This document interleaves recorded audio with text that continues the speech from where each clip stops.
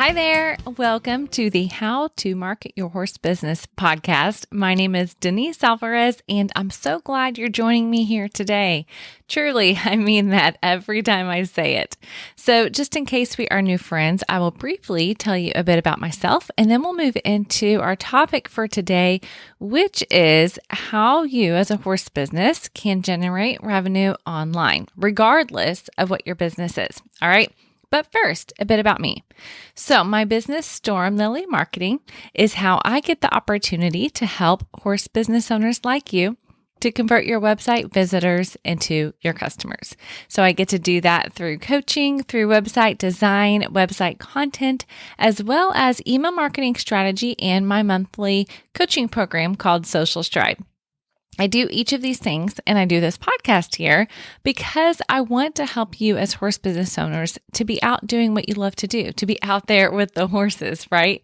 And I get that marketing is a challenge for some, or maybe just doesn't come natural, or maybe is not what you went to school for.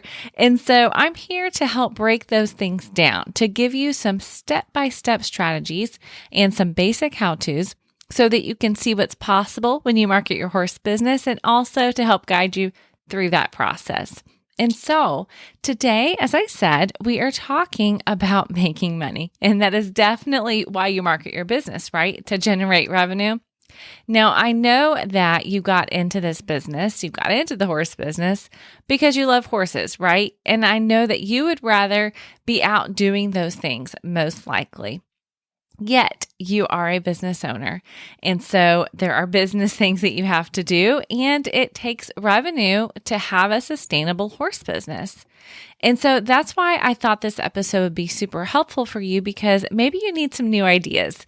Because with the internet right there at your fingertips, that means you can almost instantly have access to people all over the world, frankly, who maybe love your program, love the way that you teach, love your knowledge and experience and expertise, and they're willing to pay you for it, right?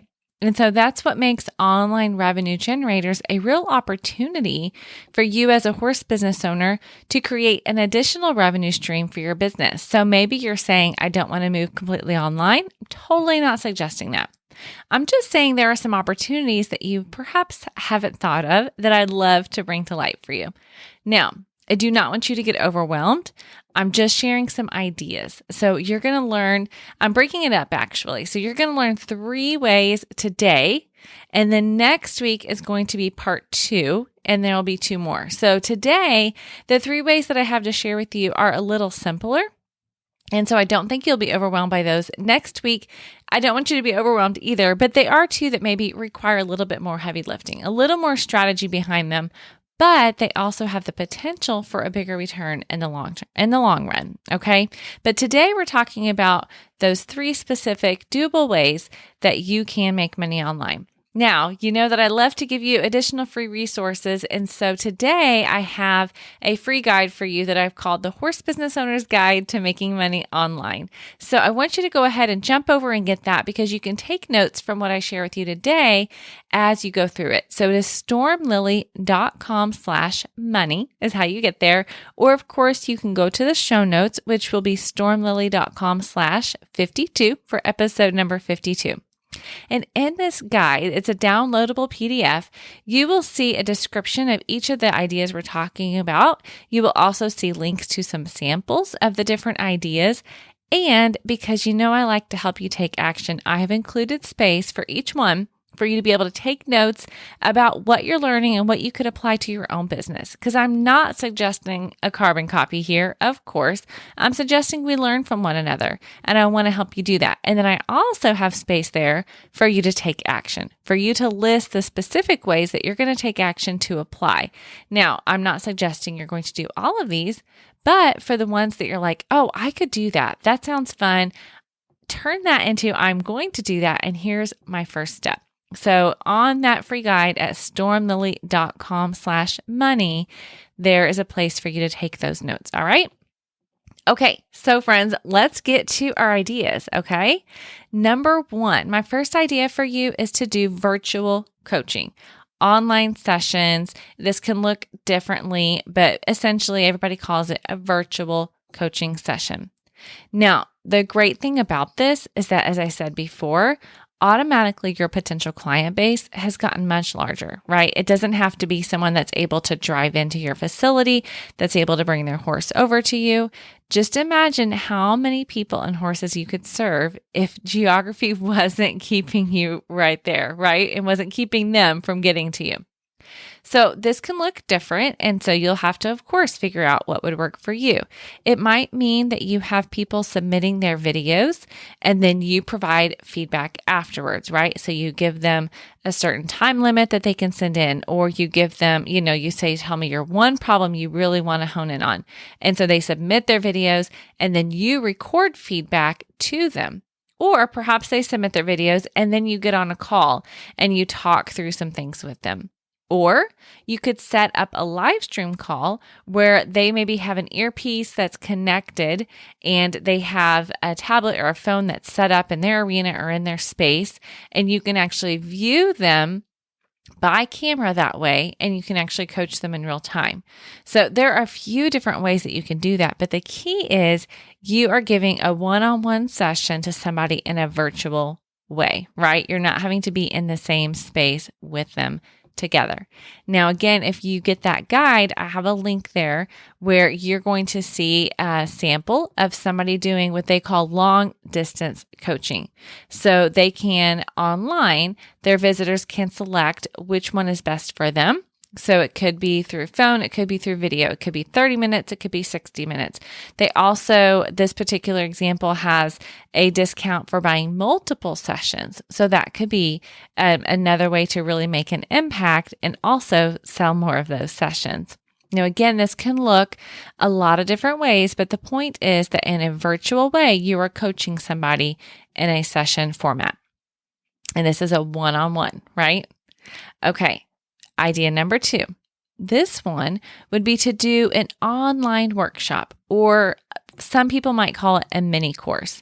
Now, oftentimes a workshop or a mini course, it's going to be shorter, but you're going to get past the one-to-one framework that's set up in the virtual coaching. So instead of using 30 minutes or 1 hour to serve one person, maybe you have 50 people that's on a workshop, or maybe you say it's a group session and you're giving live feedback, but only 10 people can be live with you at one time, and you're able to charge more because it's more limited, right? And they get that live time with you. Or maybe you do it a lower price point and you have 50 or 100 people that are on, and you're teaching on a specific topic related to your product or your service. So a workshop is typically going to be shorter than an actual online course, right? So this idea is that you do a really targeted, specific section of what you focus on, right? A specific outcome. Perhaps it's a specific problem that people have and you have the solution for. Maybe it's a specific method that you have that you're going to teach them and make it super simple and hone in on one really piece. Now, when you do that, the goal here is to make it easier for you to produce, right? Because like I said, the ideas that I'm sharing with you today are going to yes, they're going to obviously take effort, but not the same as building out a full online course, which we will talk about next week. This is really a mini course. This is a workshop format, but you still charge for it. It's not going to be free. This is going to be a way for you to make money, right? Now, some ways that you can come up with your ideas, of course, go to your social media following and ask them what problems are they having, right? Or go to your existing audience. If you have an email list, say, hey, I'm thinking about doing a workshop on these 4 topics. Which one would you vote for? Which one do you struggle with most? Don't do the open-ended questions so much because you can get a little bit overwhelmed by all the different ideas, but ask specifically. Go into your Instagram stories, your Facebook stories, ask specifically, hey, vote of these 4 things, which workshop would you be more interested in, right? Okay, so I have a sample again in that free guide that you're going to get, and it is actually a session on trailer loading. So this particular sample, her name is Linda Salinas. She has a number of online trading options, but she has this trailer loading course, it's labeled as a mini course, and it's small bite-sized lessons, and it's a small price or a lower price point, right, than a full online course. Hers is available long-term. So you could do something that is what we call evergreen, meaning you create it and it's for sale always.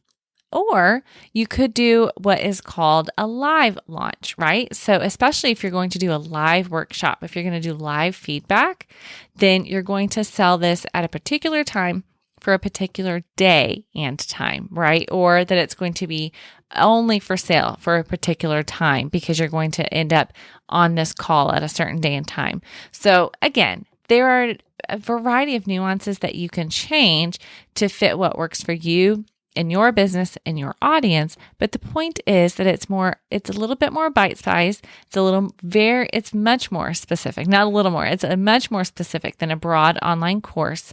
And again, it's a way for you to connect with people no matter where they are in the world. All right. So that is the workshop or mini course. Okay. Idea number 3. This would be a case study. So a case study is when you document or record an in-depth process over time.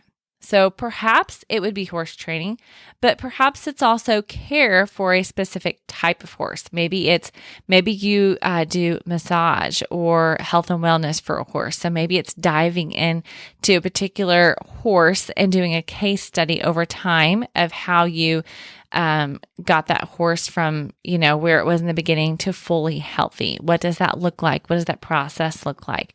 Or perhaps if you do hoof care, then you walk through that process and you study one particular horse and you walk through what it's like from day 1 to day 30, or, a 3-month process, and you document that. And then you sell it, because throughout that case study, you're going to be teaching them how they can care for their horse, or how they can train their horse, or how it applies to them, right? The great thing about a case study is that once you do it, you have a product available that you can sell at any time. So you can leave that maybe on your website at all time and point people to it as a product that they can buy. Now, when you do a case study, I want you to make sure it is, like I said, applicable and actionable for your audience. So don't just do something just because and call it an ebook and call it good, right? I want you to really think about your audience and a problem that you can help them solve.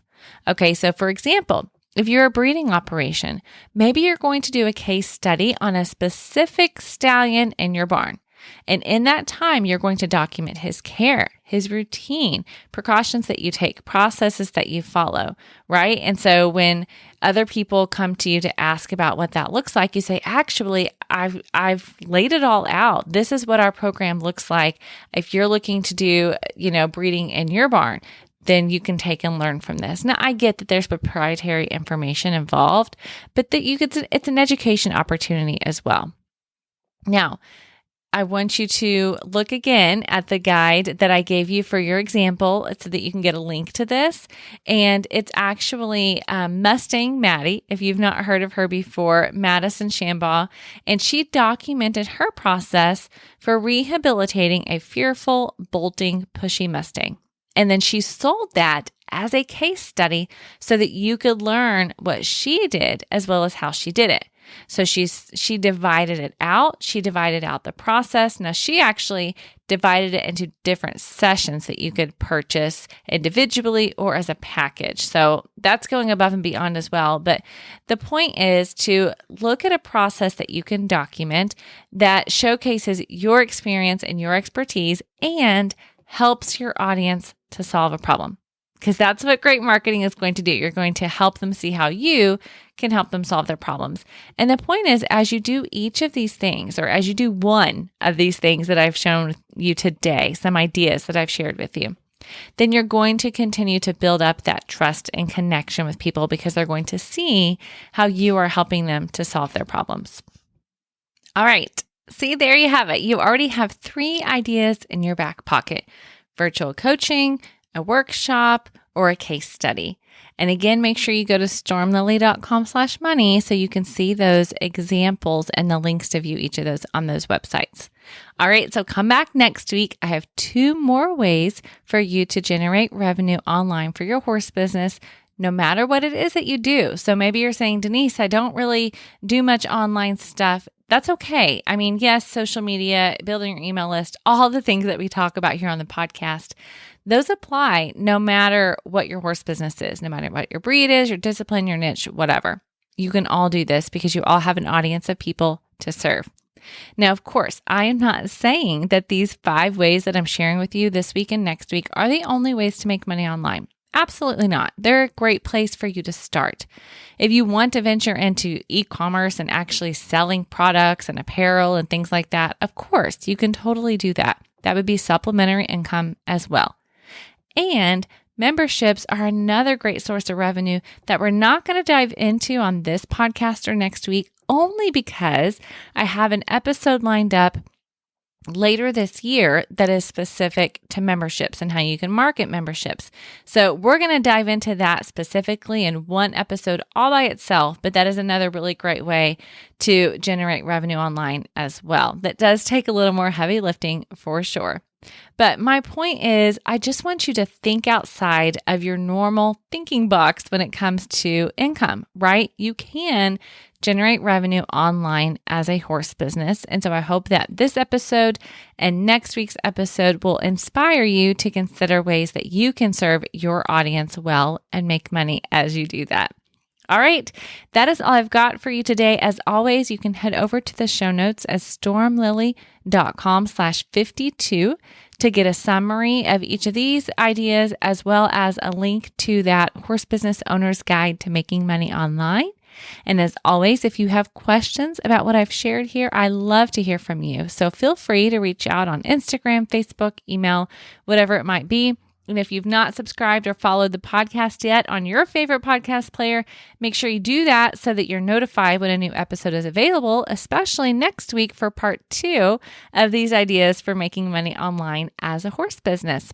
As always, I am so grateful you're here. I appreciate you taking time to be here, and I really hope and pray always that you get a return on your investment of listening, that you walk away with actionable and practical ways that you can market your horse business. Okay, friends, I will see you here again next week as we dive into part 2. Have an awesome day.